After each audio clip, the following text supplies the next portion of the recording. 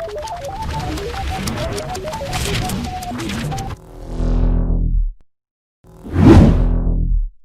guys, it's the Comic Cosmos here, ranking the top 10 most powerful characters and beings in the MCU. If you like the video, then hey, why don't you drop a like and subscribe? And if you think we forgot about someone on the list, then tell us in the comments below. And if you didn't like the video, well then, drop a like anyway. You can also go check out our Instagram page for more news, facts, and battles about comics. Enjoy the video.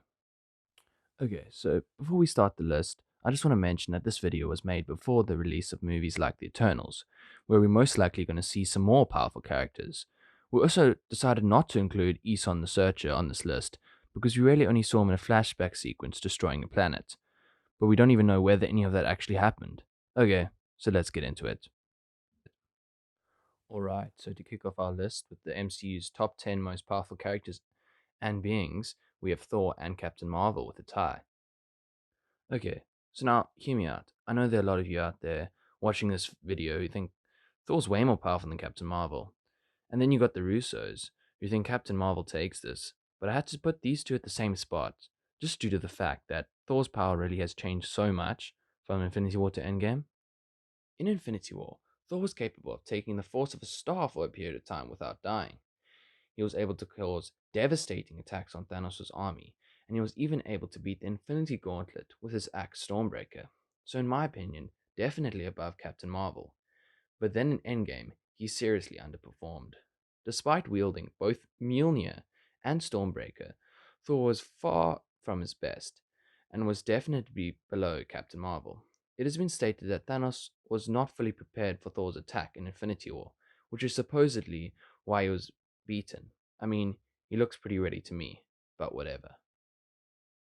Captain Marvel is one of the newest and strongest characters in the MCU. She is capable of flying much faster than light speeds when traveling, such as when she rescued Tony and Nebula from deep space. She was able to destroy Thanos' entire ship, as well as multiple Kree ships, by flying directly through them. She also proved her insane durability when she easily held back Thanos' hand and was completely unfazed when Thanos gave her a direct headbutt, which actually hurt him more than it did her. She was, however, knocked out by a punch with a Power Stone, but there are few heroes who can take a headbutt from Thanos like that, or a Power Stone punch, without dying. All in all, these two are extremely impressive, but ultimately I decided to put them just under the number 9 spot. So in the number 9 spot, we have another tie. It's the last tie, I promise. Alright, so in the number 9 spot, I decided to put the two Sorcerer Avengers, Scarlet Witch and Doctor Strange, together, because while I think Scarlet Witch has a much higher raw potential than Doctor Strange, his mastery of the mystic arts and his versatility put him at least on her level, and ultimately, I just think that these two sorcerers would be able to beat Thor and Captain Marvel in a fight. When asked in an interview, Kevin Feige stated that he thinks Scarlet Witch could have and would have killed Thanos in Avengers Endgame if he hadn't ordered an airstrike, and honestly, I think she was trying to make his death painful, but she could have killed him if she chose to. She was also able to hold back Thanos with 5 Infinity Stones while destroying the Mind Stone at the same time in Infinity War. While it is obvious that Thanos was holding back in Wakanda because he knew he had already won, he still struggled to get past Wanda. With all this said, however, Wanda is, in my opinion, the most powerful Avenger in terms of attack strength, but in terms of defense, is incredibly weak. Judging by how Thanos was able to knock her out with a brush of his hand, and how Corvus Glaive and Proxima Midnight were able to almost kill her, she does also have telepathy powers, which we saw in use in Age of Ultron. So in all, I put her above Thor and Captain Marvel, but it's insanely close, and rarely any of them could possibly beat her in a fight. In his fight in Infinity War against Thanos, Strange put up an amazing fight. He was also supposedly holding back and doing exactly what was necessary because he had already seen the future in which the Avengers beat Thanos. He has demonstrated his power when he was able to put up an amazing fight against Thanos with multiple Infinity Stones. His only drawbacks are the fact that he was defeated by Ebony Maw, and that, like Wanda, he was knocked out by Thanos with relative ease once Thanos got a hold of him. All in all, I personally think that due to his amazing versatility, Strange is stronger than the previous heroes on this list. In the number 8 spot, we have Ultron. Ultron is an extremely intelligent AI program that can possess hundreds of robotic bodies controlled through a hive mind. Ultron's most powerful main body is made of vibranium and has superhuman strength, on par with Thor and Vision. Ultron can manipulate gravity to some extent and shoot powerful energy blasts. Ultron was also able to take full combined force of power blasts from Thor, Iron Man, and Vision for a while, until they stopped for some reason. The most powerful body that Ultron possesses is already a force to be reckoned with. But the thing is, Ultron isn't that body. Ultron is an army, an Avengers level army. So, in the number 7 spot, we have Hela. Hela has proven herself to be in a level far above Thor and other MCU heavy hitters when she effortlessly destroyed Mjolnir in one hand in Ragnarok before she had even been powered up by being on Asgard, as well as brushing off what Thor referred to as the biggest lightning bolt in the history of lightning bolts, which it probably was. She also killed most of the Asgardian army in a couple of minutes and took a direct stab from Thor wielding Odin's staff, Gungnir, and continued to fight, showing zero signs of any damage. Now, I don't want anyone to overlook this feat, because that staff was the same one that killed the frost giant, King Laufey, and being that it was a weapon worthy to be wielded by Odin, it was undoubtedly insanely powerful. In fact, the only thing that did anything remotely significant to her was when Surtur stabbed his sword through the whole of Asgard, destroying it. And finally, when she took over Asgard and was strolling in Odin's vault, she declared that the casket of ancient winters, which according to legend was capable of taking out entire armies, was weak and barely even worth a glance from her. So yeah, she's freaking powerful. So in the number 6 spot, we have the Ancient One. The Ancient One is a sorcerer of immense power and mastery of the mystic arts. She draws power from the dark dimension in order to amplify her abilities, as well as extend her life. She is a hand-to-hand fighter who is probably unparalleled in terms of skill, and was able to effortlessly dispatch Caecilius's men. She also has almost full control over the Time Stone, which we see when she demonstrates many times that she knows her fate and the fate of Doctor Strange long before she even ever meets him, and that he would one day become the strongest sorcerer supreme.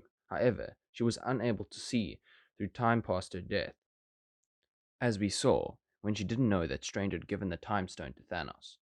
She also has incredible abilities, utilizing her astral form to project herself and others into the astral plane. She's also far more skilled in many mystical arts than even Doctor Strange, and so she is definitely a force to be reckoned with and deserves a spot.